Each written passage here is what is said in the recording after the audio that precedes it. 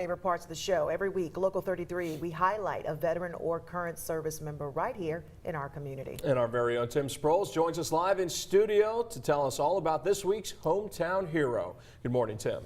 Good morning, Chad and Deidre. Now, this last Sunday, August 7th, was National Purple Heart Day. It's a special day to honor everyone we know who has received the Purple Heart. Now, today, we are going to continue that honor. For this week's Hometown Hero, we're going to take an in-depth look at the Purple Heart, and we'll meet a couple Louisiana Purple Heart recipients along the way. Take a look.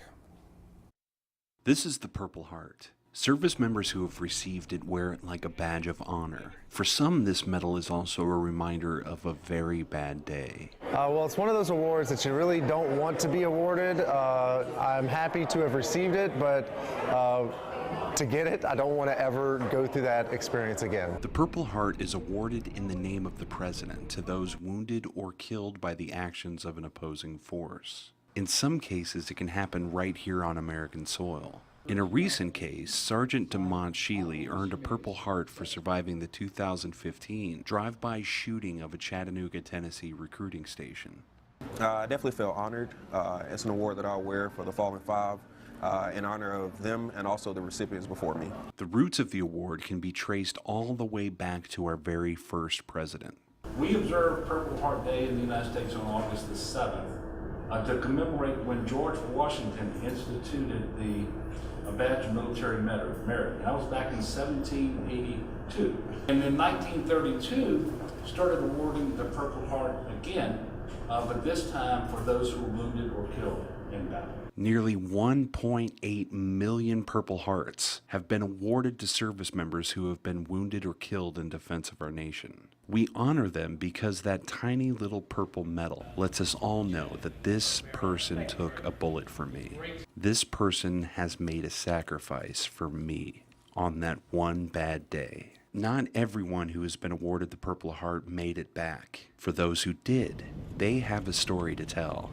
At first, I didn't realize what had happened. I didn't know if it was a vehicle ID. I didn't know if it was a rocket, but I just relied on my training. I didn't really pay attention to how I was feeling at first. Just concentrate on on my training and what I was supposed to do.